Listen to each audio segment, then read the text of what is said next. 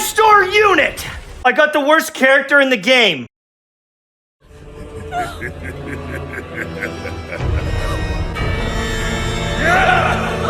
Sup my dudes, Valkyrja. There is a ton of confusion around Silverwolf. There's a lot of people really confused on how Silverwolf works, exactly how her kit works, etc. I'm not going to go into the kit too much. I'm going to try to speedrun this to try to clear up a lot of confusion to help you guys decide whether or not. But in the end, I'm going to TLDR for you guys. You're going to have to wait for testing.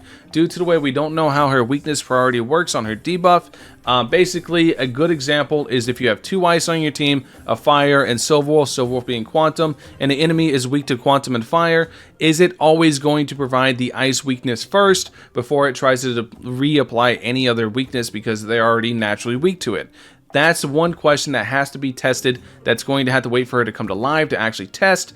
Other than that, I want to try to explain my build for her, my plan build. I'm going to show you my plan build, explain why, and explain important stats to look for. So let's go ahead, let's get into it. I'm trying to make this video as short as possible, so I'm going to be speed running a lot of stuff.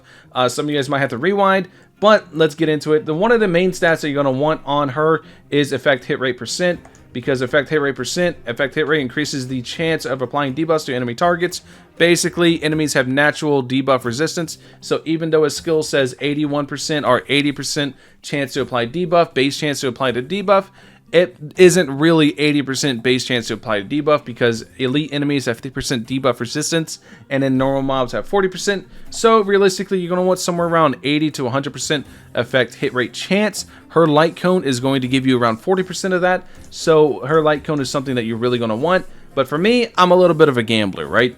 So my relics are going to end up being 4-piece musketeer, which of it, I'm going to be focusing on effect hit rate and speed boots. These are the two non-negotiable main stats for these two relics. You really want effect hit rate percent on the chest piece. You really want speed on the boots. These are two things that you're really going to need to make this character really pop. And then whenever it comes to the planar set, ignore my planar set here because I have imaginary damage boost and I have break effect. You can just go double attack here. It's really not too important what you have with the planar set. You could have quantum in attack. But for me, I have Sprightly Von Whack. There is a planar set that gives more effect hit rate if you think you need more. But for me, Sprightly Von Whack is basically guarantees that this unit's going to go first. So I do want Sprightly Von Whack to guarantee that my Silverwolf has the ability to go first. Next is your light cone options. You're basically 90% of you guys are going to be using when the tutorial begins or whatever the name of her free-to-play light cone is, as it's going to give you 40% effect hit rate, which is once again very important. You're going to want a lot of the stat to actually apply her debuff and also to apply her bugs in her passive. You want to basically constantly be able to apply all of her debuffs because she's going to debuff the ever-living hell out of your enemies, and you want to be able to apply all of it. But for me, once again, I'm a bit of a gambling man, so I'm going to be foregoing the effect hit rate percent for Resolution Shines as Pearls of Sweat.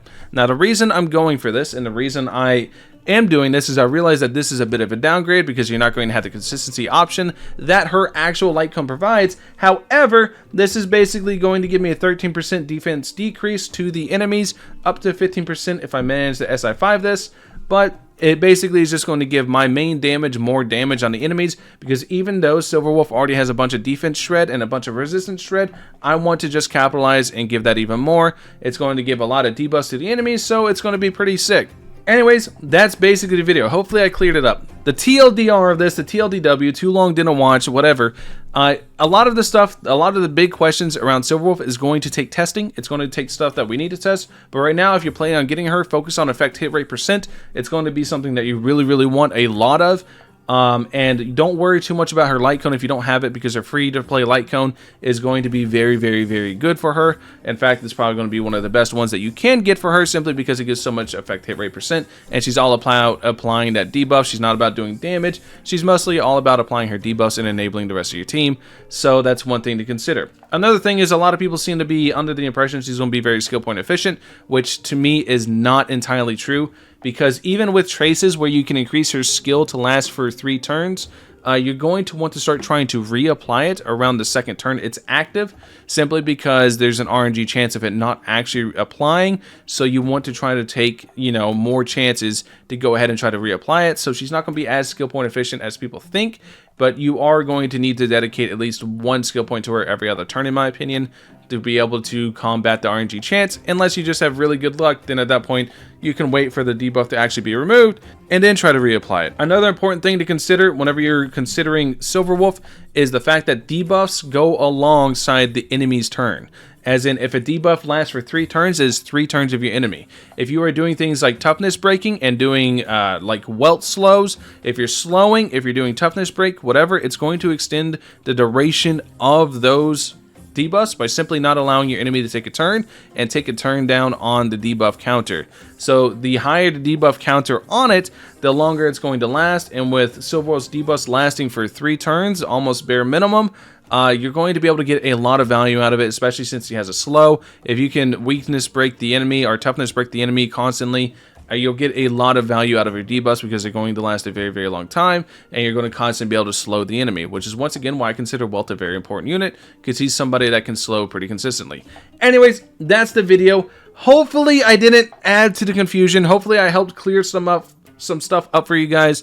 Hopefully this was nice and concise, that way you guys are able to make up your mind before she comes out. But in the end, you're going to want to wait for testing. I'm going to be testing the day she comes out. Granted, I managed to pull her. If I manage to pull her, I'm going to be testing her the day she comes out.